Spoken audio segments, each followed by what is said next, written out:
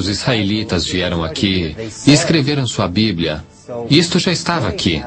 E eles o viram. Então, registraram o local como sendo a região governada por Og, o rei de Bassã. Og é descrito no livro do Deuteronômio da forma como vou dizer. Og, rei de Bassã, era o único que restava da raça dos Refaítas. Refaíta é a palavra hebraica para gigante.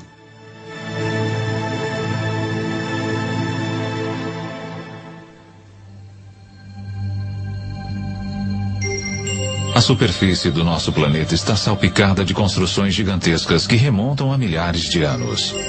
Estão nos desertos, nas planícies, sob os oceanos, no alto das montanhas, como aquelas da América do Sul.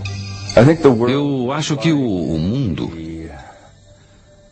era como as cidades que vemos em Machu Picchu, Tiwanaku, Saskatchewan.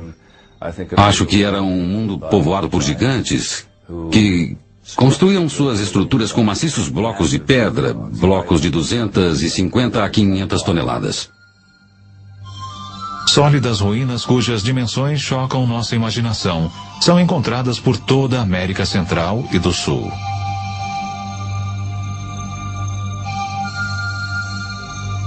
Mesmo um cético poderia se ver tentado a perguntar quem, senão uma raça de gigantes, poderia ter construído tais maravilhas arquitetônicas. O povo da ilha mediterrânea de Malta possui uma crença antiga de que sua ilha era conhecida como o último reduto dos gigantes da Europa.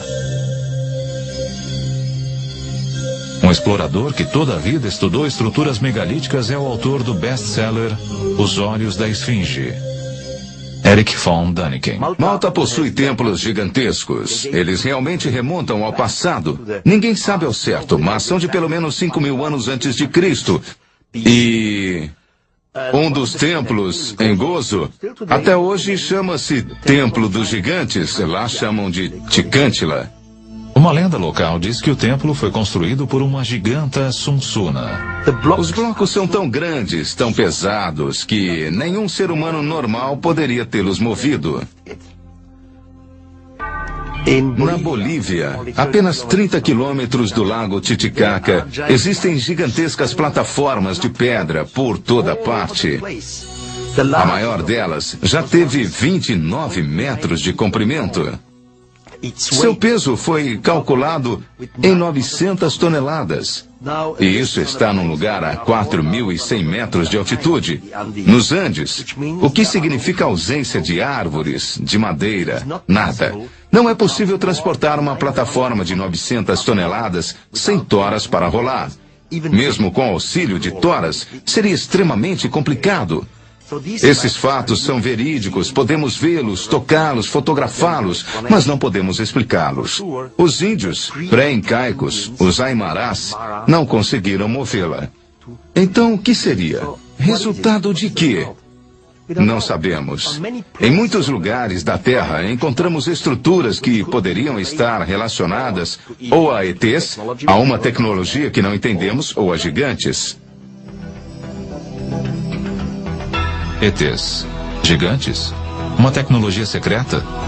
Os que acreditam aceitam os fatos com naturalidade. Eis o autor do best-seller Arquitetos do Submundo, Bruce Rooks. Os arquitetos são aquela raça ou aquelas raças que construíram todos os megálitos do mundo antigo, as pirâmides Stonehenge. Eles são o povo que viveu antes de nós, os que habitaram este mundo antes de nós.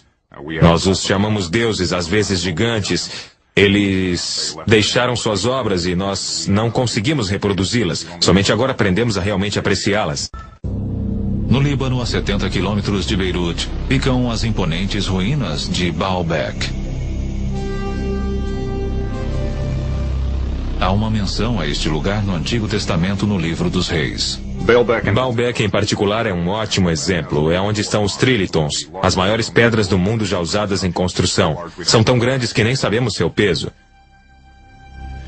Essas pedras foram cortadas e deslocadas 8 quilômetros, erguidas 8 a 9 metros no ar e assentadas tão juntas que não podemos enfiar uma lâmina de barbear ou um pedaço de papel entre elas. Não sabemos como fizeram isto. Não existe guindaste capaz de erguer pesos como daquelas pedras.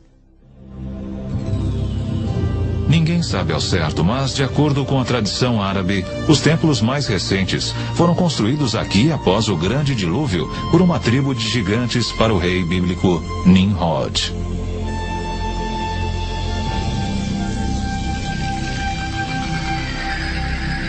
Mas o que realmente queremos dizer com a palavra gigante? Monstros sanguinários como os cíclopes da Odisseia de Homero? Ou os ogres dos contos de fadas infantis?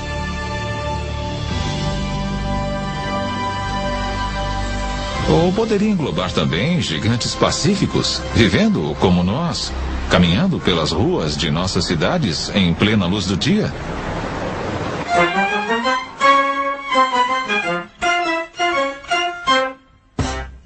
Existem duas espécies de pessoas que podemos chamar de gigantes. Há os gigantes que são geneticamente programados para ser altos, pessoas que são normais, porém seus genes os levaram a ficar muito, muito altos.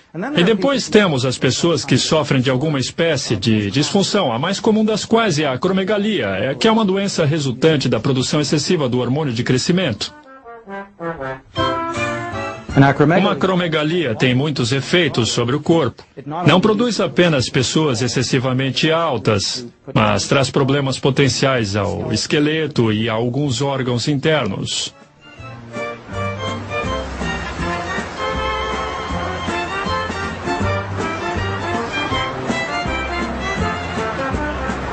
Ryan é um jovem normal, saudável, bem proporcionado, de 2,13 metros de altura. Quisera ser tão alto quanto ele.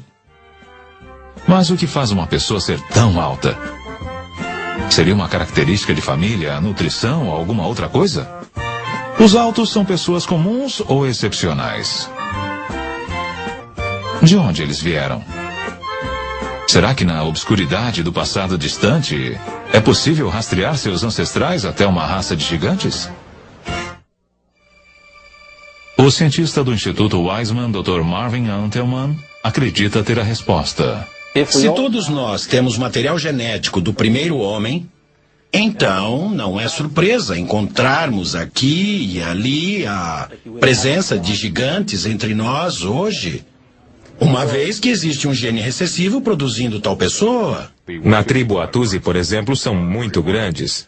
A altura média da maioria dos homens é em torno de 2,15 metros. Eles são muito altos. Existem referências bíblicas de povos até mais altos que viveram em tempos remotos. Rabino Itzhak Marmorstein, do Centro de Estudos Judeus de Vancouver, Canadá. Parece evidente pelas referências no Gênesis e mais adiante no livro dos Números e também no Deuteronômio, que são relativamente coerentes entre si, de que existiram seres gigantescos, aparentemente oriundos da era antediluviana.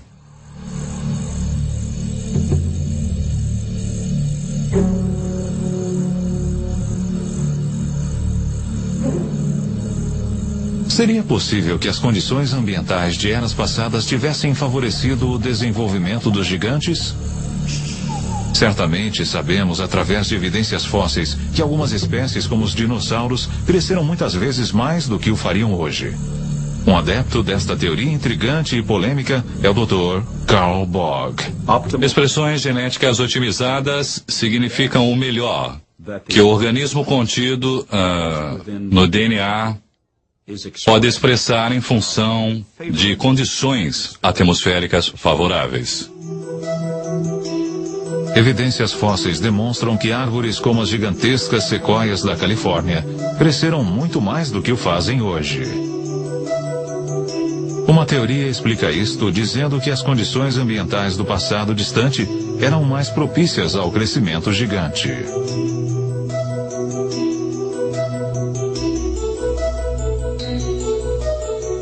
Nessas condições descritas, plantas e animais viveriam mais e ficariam maiores, e isso é precisamente o que encontramos na estrutura geológica dos registros fósseis. As plantas eram muito maiores, todos os organismos vivos eram maiores. Temos animais hoje de 2,5 metros a 3 de estatura, que antes atingiam 5 a 6. Temos insetos como a libélula. Hoje a libélula talvez tenha uma envergadura de asas de 10 centímetros. Sua contraparte encontrada nos registros fósseis, a Meganaropsis, tinha uma envergadura de asas de 1,5 metros. Tudo no passado era maior. Sou da opinião de que, sob melhores condições atmosféricas, as pessoas não só viviam mais tempo, como eram mais altas, bem mais altas. Gigantes e dinossauros não poderiam viver hoje como fizeram no passado, porque as condições atmosféricas simplesmente não o permitiriam. Possuíamos uma camada de ozônio maior na época anterior ao dilúvio. Na época do dilúvio foi reduzida para cerca de 1/7 do que era. E assim, a vida na Terra, conforme a conhecemos, não tem mais a mesma expectativa de duração que tinha na época do dilúvio. A afinação da camada de ozônio significa menos proteção contra a radiação iônica do espaço e menos proteção para as plantas e animais. Sendo um interessado nas condições originais da Terra, após 35 anos de pesquisas nesta área, tentei reconstruir aquele contexto original.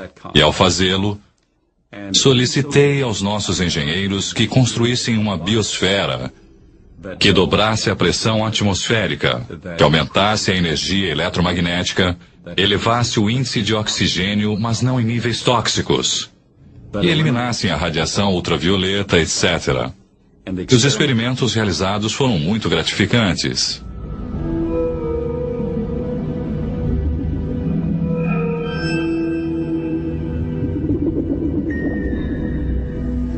Em nossa experiência científica controlada, medimos os efeitos de uma estação com o campo eletromagnético sobre sistemas biológicos.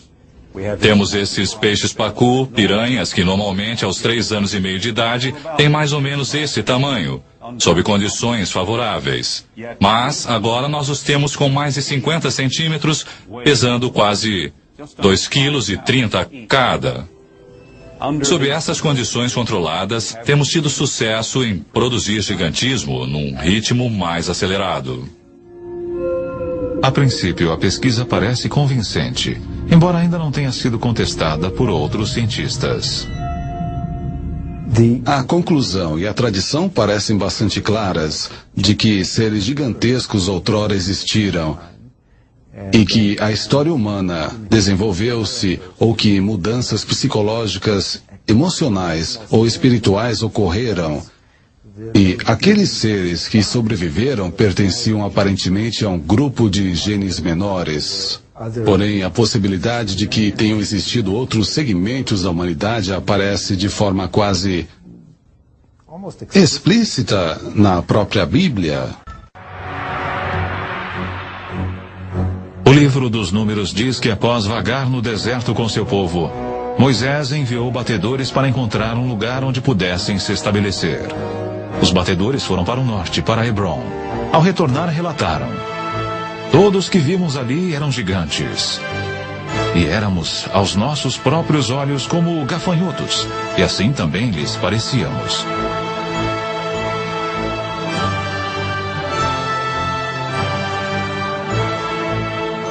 As tribos continuaram para o nordeste, para o Monte Seir, hoje conhecido como Petra, na Jordânia. Mas este também, como mencionado na Bíblia, havia sido ocupado por gigantes. Para onde quer que se voltassem, pareciam encontrar sinais de gigantes. Se olharmos as Escrituras, havia gigantes na Terra naqueles tempos. E se interpretarmos isso literalmente, em vez de simbolicamente, e simplesmente havia homens poderosos e com poderes extraordinários, então podemos afirmar que os primeiros homens, os primeiros humanos, eram gigantes. Podemos também teorizar que esses gigantes vieram de algum outro lugar e criaram na Terra uma colônia. Este conceito por si só é uma coisa surpreendente.